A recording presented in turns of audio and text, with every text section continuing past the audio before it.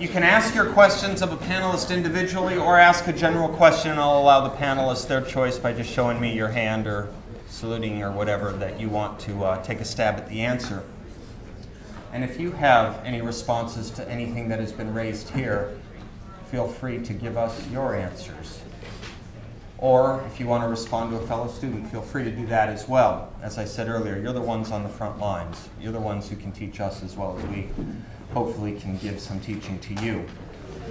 All right, raise of hands. We'll just do it. I'd ask, I guess, if you'd say at least your first name and maybe the school you are coming from or represent and your question. So we'll open it up now and we'll go for the next half hour. Questions, comments, thoughts? Sir. Father Mode from the Coast Guard Academy. I've had the joy and privilege and sometimes the difficulty to prepare about 300 couples for marriage in my 18 years of ministry. And one of my operating principles, especially in preparing them for marriage, in what I call talk number 3, which is about sexuality and so forth, my operating principle is that sex in society is something that we do and don't really talk about. Obviously, we're talking about a lot during this weekend, maybe more so than they will ever talk about it again in such dramatic ways. And so to get these couples to talk about it, maybe they've had other sexual partners, maybe they've been having premarital sex, maybe they're cohabitating, but very rarely have they ever really talked about all the issues. Would you agree with that statement? That in society, and maybe that is a way, in a practical sense, like Paul mentioned, for us to get the right tone to be set, the right mores to be had, the right truth to be embraced, that if we begin the dialogue at least, that might help. So do you think that thesis statement, sex is something we do in society and not really talk about, is true? Russell, you want to go first? Well, I mean, I think in one sense, yes, that's correct. But I also think that there's a lot of talk about sex as a thing, in a way that demystifies the one flesh union in ways that are very harmful. And I think that actually is one of the chief dangers of pornography and a pornographic culture. Is as the speaker was saying a little bit earlier today. The sense in which there is a rawness that becomes normalized, I think that can happen simply in the way that we dialogue about sex in ways that remove the mystery from sex, and everything from sex education in elementary school all the way up to Sex and the City and these kinds of things in which it's just simply another thing to talk about. I think the way that we talk about sex with a sense of reverence and mystery and awe is critically important. And so when I'm doing premarital counseling, we do talk about the sexual union, but it's on later in the counseling in such a way that I'm wanting to preserve the dynamism and mystery of the sexual union itself. I think we can become so familiar with sexuality, even in conversation, that we lose the very thing that drives us toward it. Father, this is what I do full time. I would say half of my work is with engaged couples, so I know exactly what you're speaking about. And I would say that as teachers, the battle lines are deeply drawn, because when we speak about sex and sexuality, it really begins with it's the vocation rooted on top of an identity or founded on an identity. And at the core, when we speak about sex to the culture, we're speaking a different language. Mm-hmm. It's a multiculturalism at its finest, and it certainly is I wrote an article once on the new Tower of Babel, the new Babel, and the biblical story of Babel was God using language to confuse and disperse. We're at a point now where we're using the same words with different meanings. So as teachers, as leaders, as believers, we have to be fluent in all the different languages, to the sense that we know exactly what this word sex, love, freedom, truth, we know what that means to the culture. Mm-hmm. And our work now is one of redeeming that, affirming, let them know exactly what they're talking about, they're experiencing, they're seeing, but then redeeming it to its fuller, deeper meaning. So it's more than simply talking about sex. Now it's about uprooting and rerooting the truth of the human person, of the masculinity and femininity, of the vocational aspect, that the sexual embrace now animates, that it expresses, that it makes present. And that takes time.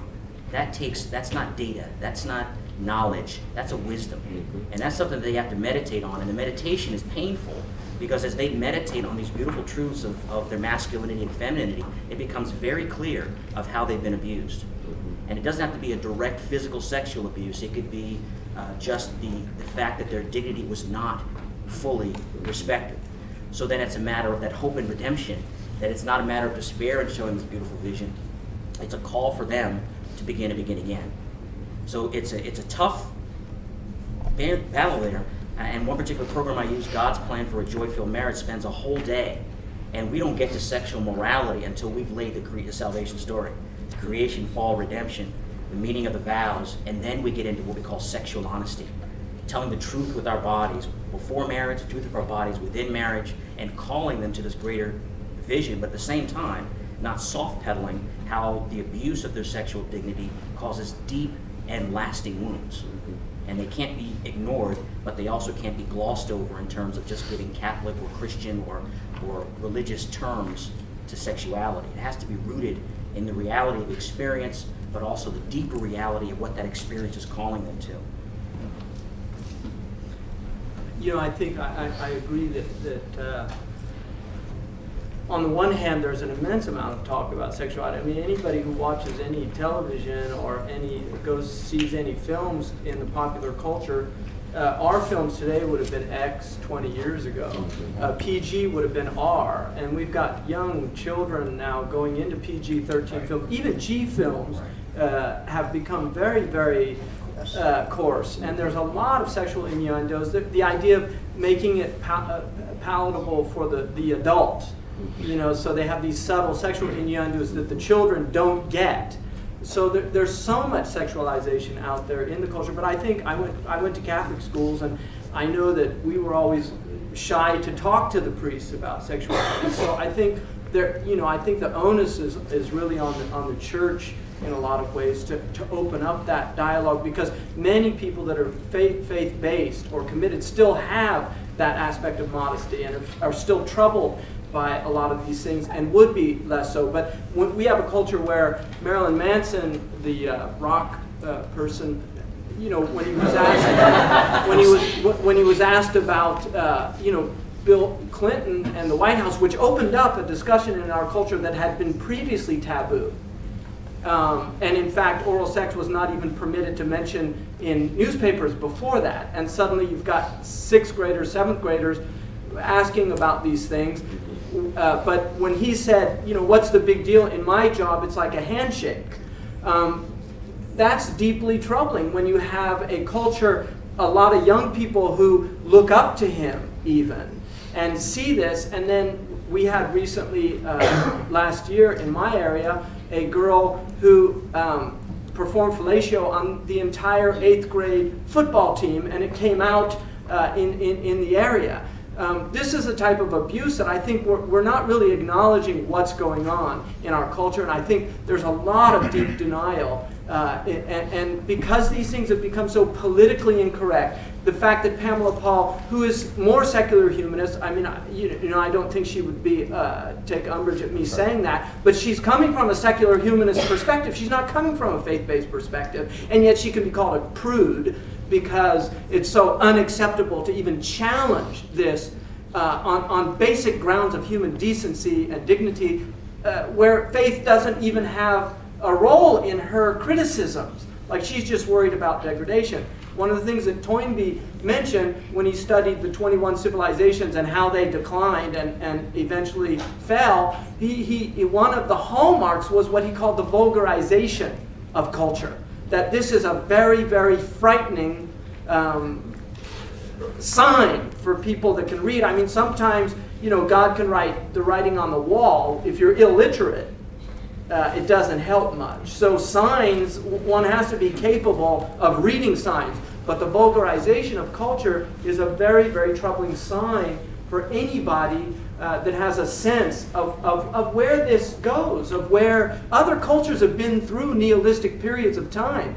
This is not new. This is one of the problems with modern people, is in their arrogance. They make this assumption somehow. That we're not in a circular world. We're in this linear world where there's no looking back. No, these things have happened before. Civilizations have risen and fallen for the very same reasons again and again and again. There might be new aspects or elements to it, but the essential realities are always the same. And degradation of culture and the sexualization of a civilization. Pompeii, which was destroyed by a volcano, was one of the most pornographic cultures in human history. They had phalluses on their front doors as you came in. They had murals in the middle class and wealthy families of people performing cunnilingus and things like this. You can see these in the museum at Pompeii that was only recently opened. Prior to that, only Victorian aristocrats could go visit it because they didn't deem it acceptable for the lower classes to see such unspeakables. But these things are not new, but we have to look at what has happened to past civilizations when they normalized these things and stopped speaking out against them and recognizing that there's things to do. Do you want me to comment, or do you want to? Up to you. Do you want to, or do you want to go on? I think we can go on. I Okay. have to say, I really appreciate that the young couples would come to you as a religious authority and even want to talk about this. And I think that the way it's already been addressed here is sufficient. Thank you. Perfect. Yes, sir. Hi, my name is Dan. I'm getting my master's in acting at Columbia University, and I'll also be speaking for Lillian, who's getting her master's in music at Westminster. But going into the arts, I know it's been mentioned several times about entertainment and movies and art in general. But there's a real trend of sexual liberation and homosexuality and just general depravity in the arts. They've really been turned away from God, not only in the peers in our classes, but our teachers and our professors, and in our potential employers.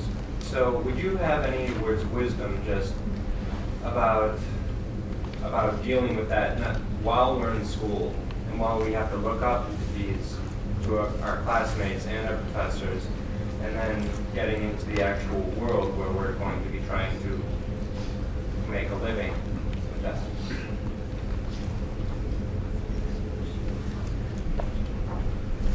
You know, I have a 15-year-old who's a wonderful artist, and on the one hand, I love it that he's exploring that side and so incredibly creative. On the other hand, it troubles me for that very reason, that it's similar to somebody who goes into college out of love of literature and then gets 4 years of deconstructionist teaching. By the end of it, not only do they hate literature, but they've studied, you know, I was mentioning earlier, they've studied the butler in Jane Austen far more than any of them central characters. So it's, again, taking the marginalized and making it central. What I would argue is, like country music, there are many, many people that want to see real moral entertainment. They want to see things. And it needs to get better and better. Unfortunately, because a lot of these people don't have the types of funding, they're often B-type films that are created out of that genre. But literature is a great source. Somebody like Michael Redford, who did an extraordinary job with The Merchant of Venice. I think there's plenty of room for not just high culture, because, you know, to make a distinction, you know, Professor George just gave us a wonderful display of some bluegrass music, but popular culture is not vulgar. And that distinction between high culture and low culture is not an American distinction, it's a British distinction. The popular culture is powerful and beautiful and resonates in the hearts of many, many people, but manufactured culture is another thing altogether. And Stuart Hall, who's one of the great theorists in cultural studies, recognized that there was so much meaning in popular culture.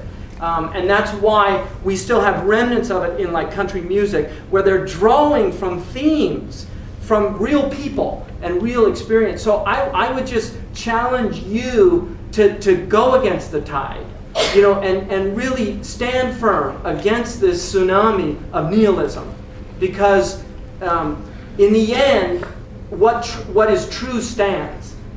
Really, it's the falsehood that gets washed away. What is true stands. What is true is powerful, and truth always resonates in people's hearts, because all people love meaning, and when you bring them meaning, they respond to it. But it has to be done at the highest levels. It can't be done in anything less than excellence. I wonder if you would agree. So can I have a crack at that one? Because I think it's a terribly important question that our friend from Columbia has raised here, and I completely agree with what Sheikh Hamza has said. Let me add something to it. And I can speak here from experience. I've made my career in an environment where the love and fidelity view of the world is, let's say, a minority position. How do you live with that? Well, one thing that we need to be frank about is you're going to be discriminated against in some ways. That's going to happen. There are going to be people in positions of power who hold it against you that you're not with the program. But in almost all cases, the way to deal with that is not to hide. Now, I'm saying that not simply as a moral matter, although I believe that to be true as a moral matter. So let's say we're agnostic on it for the sake of argument as a moral matter right now. I'm saying that to you as a practical matter. Because you will not ultimately be able to hide. They will figure out that you are not with the program. And then you're going to be discriminated against and you're going to look weak. What you need to do is you need to be strong. You need to win their respect by being willing to stand up for what you believe. Now that means that you're going to have to do some of the sorts of things that you're here this weekend to do. You're going to have to master the argument. You're going to have to understand it better than the people on the other side understand. You're going to have to understand their argument better than the people on the other side understand it. And you're going to have to be able to answer that. Now, I'm not saying that you should run around poking it in people's faces the way I do. But when you are confronted, as you will be, you need to be able to give a reason for the hope that is within you. You need to be able to give an answer. And you need to be able to show that you will not be intimidated. And you need to be willing to show, not only to show, it's got to be true, that you're willing to suffer for your beliefs, because you're going to. Now, many of you, perhaps most of you, are believers. You're Christians or Jews or Muslims. It's part of the teaching of all of these faiths that sometimes we're called on to sacrifice. Sometimes we're called on to suffer. Not simply for the specifically religious beliefs we have, but for the moral beliefs as well. So it comes with the package of being human, and especially the package of being a person of faith. So you have to be willing to do it. It will happen. But you know what? You can succeed. You can make a success of yourself in the academic world, in the world of the professions, even though there's a lot of discrimination against people who have conservative moral beliefs in the professions. I can tell you that for the law for sure. Now, it's probably, if anything, and I'll grant you this, worse in entertainment even than it is in the academy. It's hard for me to fathom how it could be worse, but I suspect that it probably is worse. And I don't want to underplay that. But I do want to point to examples of people, and I know more in the academic world than in the entertainment world, but I know that they are there in the entertainment world, that have been able to succeed precisely by winning the other side's respect.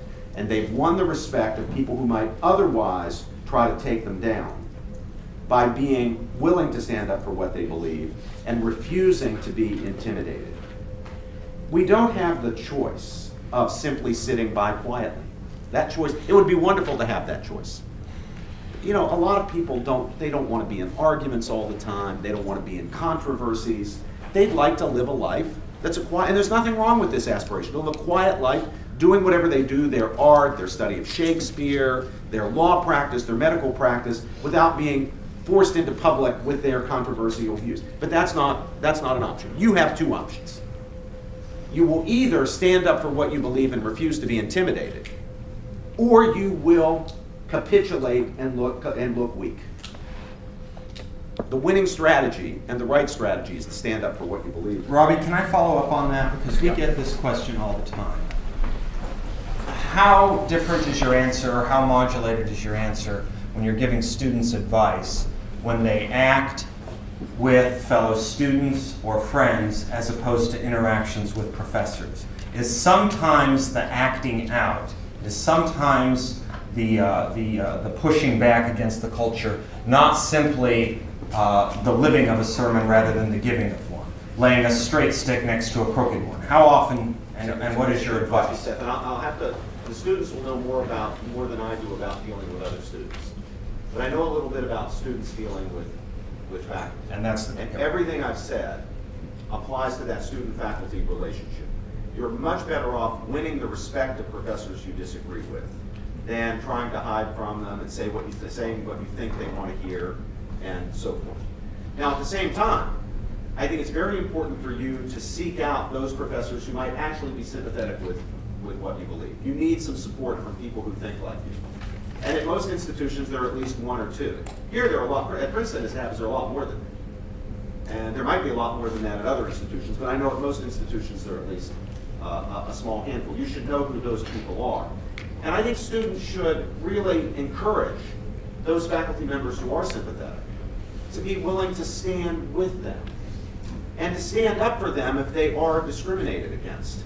Nothing sobers up other faculty who are tempted to misbehave than knowing that there are 1 or 2, 3 or 4 or 5 other faculty members who will call them on it if they give a student a bad grade because of that student's position on a moral or political question.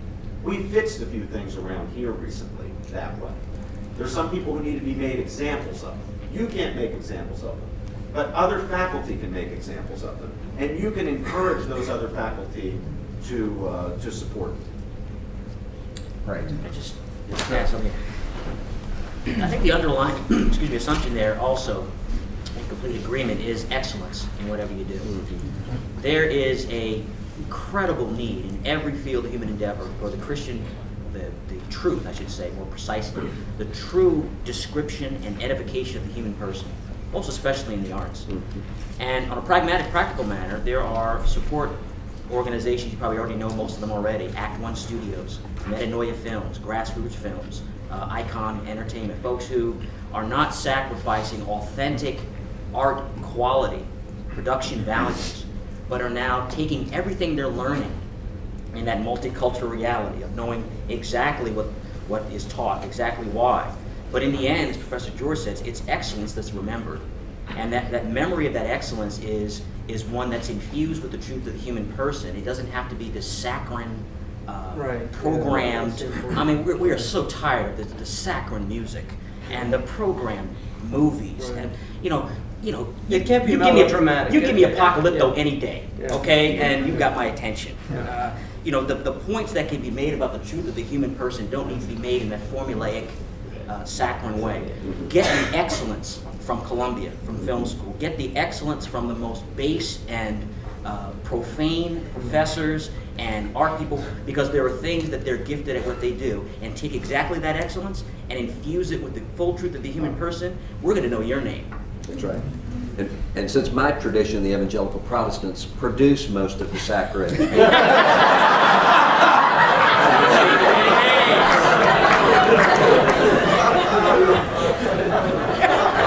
Not only in film, but also in music. You take people who don't quite have the talent to make it in the real world, add the name of Jesus in there, and you're able to sing. I think that you have actually a leg up on your secularist counterparts because you understand love and fidelity, because what art is pointing to is human nature and the human experience. And when you've got a group of people and you've got a culture seeking to be in flight from human nature, and you're able to speak to those things common to humanity in terms of not only aspiration but also pain, you're going to be able to touch on things that other people aren't. I have a friend who wrote a couple of years ago about how difficult it was to teach the Scarlet Letter because the people in his classrooms, they couldn't understand guilt being expressed that way. They couldn't understand shame. Now, every human being understands guilt and shame, but not every human being knows what it means to call this guilt and shame and hiding. You've got to get beneath all of that to get at that. If you've got an understanding of the big picture of love and humanity and fidelity, you're going to be able to speak to some aspects of human nature that other people aren't going to be able to speak to because they don't acknowledge they're there. And to ease your collective guilt, let me speak up on another example within your tradition. Phil Amsher, an evangelical Christian, has started something called Walden Media, which does produce some of the best stuff Hollywood is putting out. So there is a change. Yes, sir. So I have a question on a different topic. Go. So this is actually a pending post on our blog I need to respond to, but it's a recurrent criticism. I'm Leo of True Love Revolution at Harvard. And the criticism is that we are really a religious group disguising ourselves as secular. And I always insist that our arguments, our platform is available to common reason. But I'm wondering if there's a way to acknowledge the strength of my Catholic faith without being totally discredited. So in New York City this past year, I was able to hold a panel on belief and the historical profession. So we were able to have representatives who are top-notch historians from various religious traditions. Something that I read that Martin Marty has put out, I think makes sense. It says people will try to do exactly what you've said, smoke you out. You're religious. In fact, you're Catholic. It's as if something's, what? But he says that goes both ways, that the acknowledging of the position, you shouldn't for 1 second be ashamed or embarrassed, and I'm not saying that you are, to acknowledge that you're Catholic. But that same thing applies. It's as if people are suggesting our position doesn't have any presuppositions, any assumptions, anything else that we're bringing to the table. You're the one with those presuppositions. Martin Marty says that same demystification of a smokescreen works for people who are secular, but don't acknowledge their own assumptions. So by bringing out and acknowledging that, you're able to then say, and your suppositions are, your predispositions are, do you see? And then you can start the conversation from that side in a dialogic kind of a way. I think that would be one way to go about it. I think there's a danger on either side here. Sometimes you will have people who will want to retreat into this is a Catholic thing, you just wouldn't understand this argument, kind of a defense. And then there are other people who assume, I'm just going to act as though I can pretend that I'm not a Roman Catholic in order to make these arguments. I don't think it's an either or between those two extremes. You believe in the things that you believe in because you're a faithful, believing Roman Catholic. You should acknowledge that. At the same time, you should be able to say, but you understand what I'm talking about. You know what I'm talking about here because you're a created person in the image of God. You know these things. Not even you can live the way that you say that you live because you've got longings for love. You have longings for faithfulness. You're offended when someone is unfaithful to you. I think you can be in conversation with people while being explicit about these are the reasons that I hold to these things. I'm very honest when I talk to secular audiences about issues like this. I believe the things that I believe about sexuality ultimately because I believe in the mystery of Jesus Christ, and ultimately because I believe that God is a communion of persons, a communion of love. But at the same time, I'm able to say, and you know what love is. You know what faithfulness is. I think you can do that honestly while still being in dialogue with others who disagree. just to add to that, everybody or most people certainly love chocolate, but nobody loves it shoved down their throat. And this is something invariably that a lot of religious people just don't seem to get. And religions have a lot of baggage, and even though the past people are not us, and we really shouldn't be taken into account for what they did, there are a lot of people that would like to dump all that baggage on you. As if I went to Catholic schools, I never had, all the priests that I interacted with were honorable people. I have very fond memories of all those, Father Burns, Father Daugherty, all, wonderful people. When I read about all these Catholic scandals, that was not the church that I knew. And yet, people want to define the church by that. And that's a major problem with a lot of people that have problems with religion, is they want to define the religion based on the externalities, negative externalities. To use an economic term, the negative externalities. Every factory is producing something positive generally. That's why it's in existence. So you get the tires, but the externality of polluting the river is a problem.